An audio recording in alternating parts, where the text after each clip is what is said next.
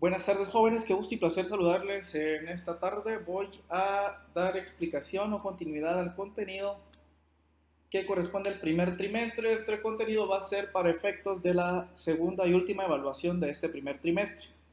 Eh, Estamos viendo el tema de las personas y dijimos que las personas se clasifican en personas individuales, naturales o físicas y también las personas colectivas, morales, sociales.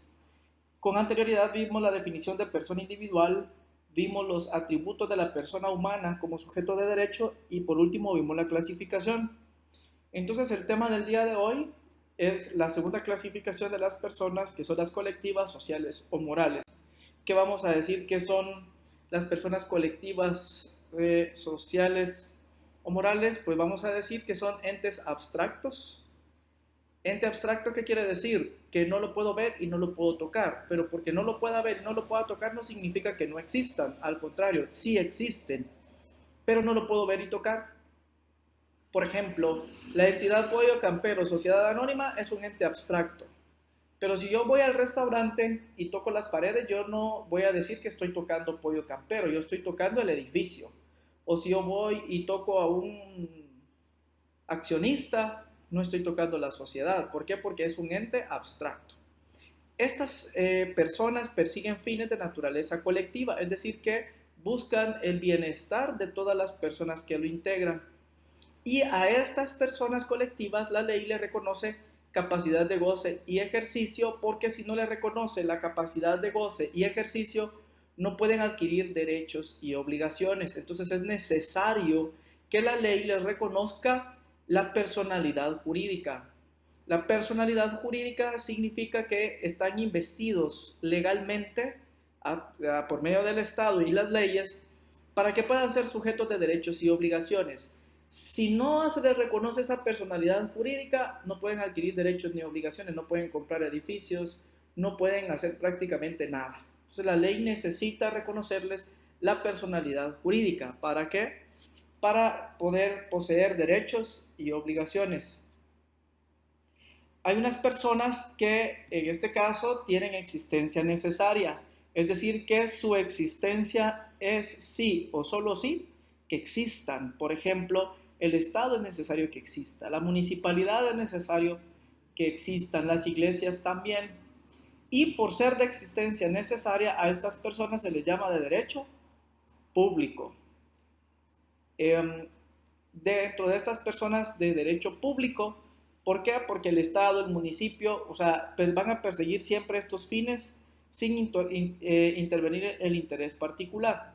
Y hay otras personas jurídicas que tienen existencia posible, es decir, que pueda que existan. Si no existen, no hay ningún problema, no pasa nada. Por ejemplo, una sociedad civil, una sociedad mercantil, una corporación o una fundación. ¿Cómo así que es posible que existan y no pasa nada? Si dejan de existir hospitales, nos morimos. Esas son de derecho público, las que tienen existencia necesaria. Aunque de todas maneras existen y nos morimos, pero debiera el Estado garantizar la salud. ¿Qué pasa si no existe la policía? Pues hay inseguridad. Hay, pero, sin embargo, existe una institución que vela por la seguridad de todos los ciudadanos. Y es el Estado prácticamente que tiene que velar por la seguridad de todos los ciudadanos. Esos son de la existencia necesaria, son las que tienen, se les denomina de derecho público. Pero están las de existencia posible. Por ejemplo, Pollo Campero es una entidad de existencia posible. ¿Qué pasa si no existe Pollo Campero? ¿Nos morimos de hambre? No. Es decir que por eso estas tienen existencia posible. Si no existen, no pasa nada. En cambio, las de existencia necesaria sí tienen que existir. Y estas van a pertenecer al campo del derecho privado. Ambas, las de existencia necesaria, las de derecho público y las de derecho privado, necesitan ser reconocidas por el Estado y poseer personalidad jurídica. ¿Por qué necesitan poseer personalidad jurídica? Pues para poder tener capacidad de goce y de ejercicios, adquirir derechos y contraer obligaciones. Esas son las personas colectivas, morales o sociales. Son entes abstractos que te persiguen fines de naturaleza colectiva y es necesario que se les reconozca personalidad jurídica para poseer derechos y obligaciones. Algunas tienen existencia necesaria, es necesario que existan, tienen que existir sí o solo sí. Y otras que tienen existencia posible. Si las posibles no existen, no va a pasar nada. Contrario sensu, las de existencia necesaria sí es obligatoria su existencia. En la persona individual, natural o física, a la persona se le llama que debe tener atributos. Atributos de la persona humana como sujeto de derecho. En cambio, en el caso de las personas colectivas, morales o sociales, estas poseen elementos y esos elementos son necesarios para que puedan existir. En la persona individual son atributos, en la persona colectiva son elementos. Vamos a ver cuáles son esos elementos que necesita la persona colectiva, moral o social para que pueda existir. El primero es el elemento personal, es decir que necesita de dos o más personas individuales, ¿sí? Es decir que dos personas individuales van a formar una persona colectiva.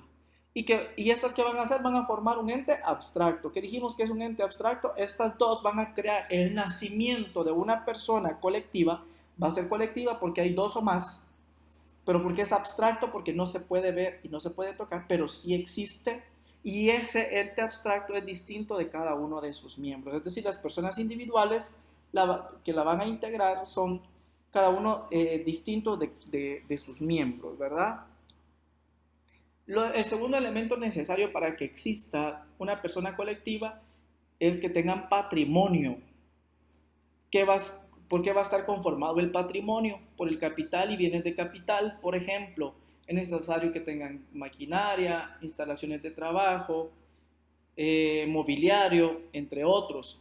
Pero lo que va a poseer esta persona colectiva es un patrimonio social. Es decir, si vamos a formar una sociedad o una persona colectiva de venta de comida, necesitamos una casa donde va a estar el restaurante, necesitamos las mesas, necesitamos las sillas.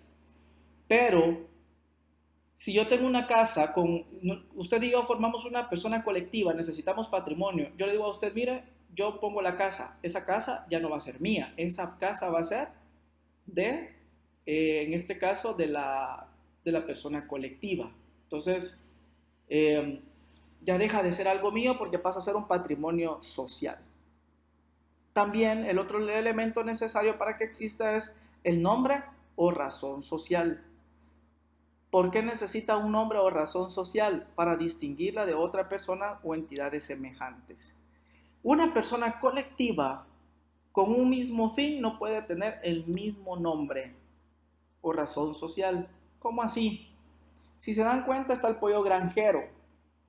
¿Qué venden ellos? Pollo. Y este pollo granjero, para tenerlo como lo tienen, no le podían poner nuevamente pollo campero. El Pinulito, por ejemplo. Pinulito, los dueños de Pinulito, que son otros del campero, ellos venden pollo. Tampoco podían ponerle pollo campero. Es decir, es necesario que tengan un nombre o razón social. ¿Para qué? Para distinguirla de otras entidades semejantes. Según el artículo 26 del Código de Comercio establece que en este caso pues deberían de poseer un nombre distinto a las ya existentes con el mismo objeto, ¿sí? Si hay una ferretería que se llama El Punto, ya no puede existir otra ferretería, es decir, que se dedique a lo mismo y que sean dueños distintos, no pueden llevar el mismo nombre. Si es el mismo objeto, tienen que haber personas con distinto nombre, si son distintas las personas que integrar una persona colectiva. El otro elemento necesario para que exista una persona colectiva, moral o social es el domicilio. ¿Y qué va a ser el domicilio? Es el lugar o sitio donde van a tener la sede, ¿sí? También otro elemento necesario es la nacionalidad. La nacionalidad debe de poseer una nacionalidad, cualquiera que ésta sea. Mire, y si es estadounidense, sí puede constituirse en Guatemala. Cualquier tipo de sociedad o persona colectiva, moral o social que quiera venir a constituirse en Guatemala lo puede hacer, porque tiene una nacionalidad. La nacionalidad no importa. Y por último, los fines. Para formar una persona colectiva pueden ser fines económicos, políticos, gremiales, culturales, artísticos, entre otros. Por ejemplo, si vamos a formar una persona colectiva, ¿cuál es la finalidad de Pollo Campero? Pues obtener ganancia. Su fin es económico, ¿sí? ¿O conocen ustedes alguna persona colectiva que tenga un fin político? Pues imagino que sí, conocen un montón. Todos los partidos políticos son una persona colectiva, no pueden ser una persona individual, solo que su fin es político. Gremiales, los gremios son personas que se dedican a una misma actividad, que se congregan. Está el gremio de panaderos, el gremio de los panaderos, pues van a dedicar a hacer pan, de zapateros, pues a hacer zapatos, ¿no? Entonces, pero tienen que tener un fin, ¿ya? Etcétera. Entonces, esos son los 6 elementos necesarios para que pueda existir una persona colectiva, moral o social. ¿Cómo se clasifican esas personas colectivas? Se clasifican primero, bueno, se van a clasificar en 3. La primera clasificación va a ser de acuerdo a la función que ellas realizan. Y estas se subclasifican en 2. La primera, que es de derecho público o públicas. ¿Cuáles son esas? Pues son a personas que son creadas por disposición o mandato de las autoridades establecidas. Por ejemplo, el Estado y las municipalidades son de derecho público o públicas. Y este tipo de instituciones o personas colectivas tienen potestad para dictar normas obligatorias. Y las normas que van a dictar estas entidades tienen carácter público. ¿Por qué? Porque van a perseguir fines de carácter público o colectivo. La finalidad es buscar el bienestar de todos. Por ejemplo, la municipalidad tiene la facultad de emitir disposiciones locales del municipio que corresponde, sí. Entonces, y estas normas que va a dictar la municipalidad tienen carácter obligatorio. No es que si yo quiero las cumplo, no. Si se emite un arbitrio de pagar la extracción de basura, pues estoy obligado a pagarlo. Es decir, de que las municipalidades y el Estado o las entidades públicas tienen facultades para emitir normas o disposiciones que son de carácter obligatorio. No es que si yo quiero no las cumplo, tengo que cumplirlas. ¿Por qué? Porque la misma ley les da esa facultad. La segunda subclasificación desde el punto de vista de acuerdo a la función que realizan zonas de derecho privado. Estas se van a originar de la iniciativa de las personas que son particulares, es decir, que no pertenecen al Estado. Por ejemplo, una sociedad mercantil, una sociedad deportiva, una sociedad religiosa. Y estas van a carecer de potestad a diferencia de las anteriores para dictar normas obligatorias. Es decir, la municipalidad sí puede emitir disposiciones de carácter obligatorio, pero Pollo Campero no nos puede obligar que todos los días del almuerzo le vayamos a comprar a ellos. Ellos carecen de esa potestad de dictar normas obligatorias. A diferencia de las de derecho público que persiguen fines públicos o colectivos, estas van a perseguir fines con beneficio particular. Es decir, ¿quiénes van a conseguir ese beneficio? Los particulares que la integran. Los dueños de Pollo Campero, las ganancias que obtengan son de ellos, no son del pueblo. Esas son las diferencias de esta primera clasificación. La segunda clasificación es desde el punto de vista de su estructura, es decir, cómo están estructuradas. Se subclasifican en 2 también. La primera, que son las corporaciones. ¿Y qué es una corporación? Es una asociación de personas que se rige por sí misma, es decir, tiene su propia forma de gobernarse, su propio patrimonio, su propio presupuesto y poseen voluntad propia. Por ejemplo, las municipalidades son corporación. A veces ustedes han escuchado en campaña el candidato fulano de tal y su corporación municipal. ¿Por qué se les llama corporación? Perdón, porque se rigen por sí mismas, tienen autonomía, tienen la facultad de regirse por sí misma y poseen recursos propios. Y la segunda subclasificación están las fundaciones. Estas fundaciones, ¿por qué se les llama fundaciones? Porque es un conjunto de bienes que han destinado sus fundadores para la realización de determinados fines. Es decir, algún ejemplo de ellos tenemos acá, es decir, los bienes que han puesto los fundadores de ellos, pues son para la realización de un determinado fin. ¿Cuál es el fin?